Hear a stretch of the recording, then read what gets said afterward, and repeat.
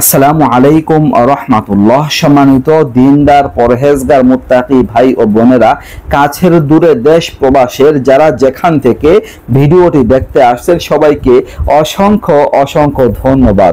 বন্ধুরা, আপনাদের সাথে চমৎকার একটি আমল নিয়ে হাজির হয়েছি।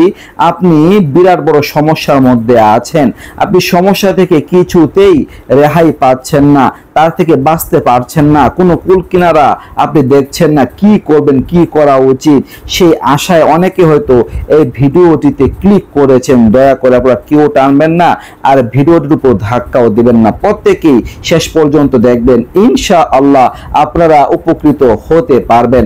আপনার যাবতীয় সমস্যা এই আয়াতটির উসিলায় দূর হয়ে যাবে। মহান আল্লাহ তাআলা আপনার সমস্যা দূর করে দিবেন। অনেকেরই মনের আশা থাকে, মনের বিভিন্ন প্রকার চিন্তা চেতনা থাকে, দূর হয়ে যাবে। মনের আশাগুলো পূরণ হবে, সাকসেস হবেন। আপনার যে কোনো ক্ষেত্রে সমস্যা, কাজে বাধা বিপত্তি দূর হয়ে যাবে। সব দিক দিয়ে আপনি কল্যাণ লাভ করতে পারবেন। মহান আল্লাহ আপনার জন্য সহজ করে দিবেন সবকিছু। তো দর্শক, আপনারা এই আয়াতটি পাঠ করার চেষ্টা করবেন। আয়াতটি আমি আপনাদের দেখে দেখে পড়ে শোনাবো, প্রত্যেকে মুখস্থ করে নেবেন ইনশাআল্লাহ। বিসমিল্লাহির রহমানির রহিম।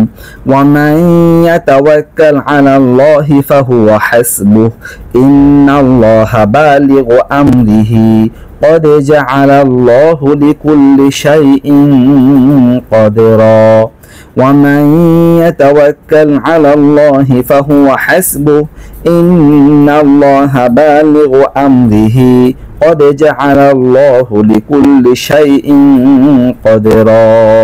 এই আয়াতটি অধিক পরিমাণে পড়লে ছোট বড় সমস্ত প্রকার সমস্যার সমাধান হয়ে যায়।